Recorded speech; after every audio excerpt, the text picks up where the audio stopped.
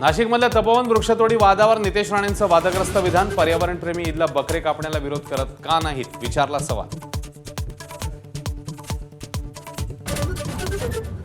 भाजप प्रदेशाध्यक्ष रवींद्र चव्हाणांकडून शिंदेंच्या शिवसेनेला पुन्हा खिंडार. डोंबिवलीतील 2 बडे नेते भाजपच्या गळाला, तर रवींद्र चव्हाणांना प्रत्युत्तर मिळणार, शिरसाटांचा इशारा. राज्यातल्या 29 महापालिकांचा निवडणूक कार्यक्रम 15 ते 20 डिसेंबर दरम्यान जाहीर होण्याची शक्यता. निवडणूक आयोगाची सर्व महापालिका आयुक्तांसोबत बैठक. काय निर्णय होणार याकडे लक्ष. जय पवारच्या बहारीनमधल्या लग्नाला पवार कुटुंबातल्या ज्येष्ठांची दांडी. शरद पवार, प्रतिभा पवार, श्रीनिवास पवार अनुपस्थित राहणार, सूत्रांची माहिती.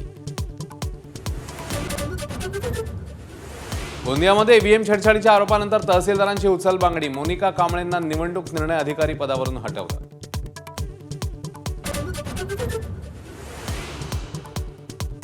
विदेशी राष्ट्रप्रमुखांसोबत विरोधी पक्षनेत्याला भेटू दिलं जात नाही. रशियाचे अध्यक्ष पुतीन यांच्या दौऱ्याआधी विरोधी पक्षनेते राहुल गांधी यांचा केंद्र सरकारवर आरोप.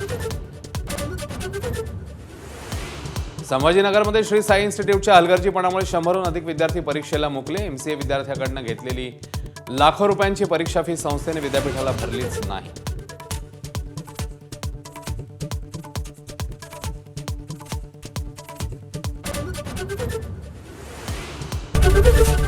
एबीपी माझा, उघडा डोळे बघा नीट.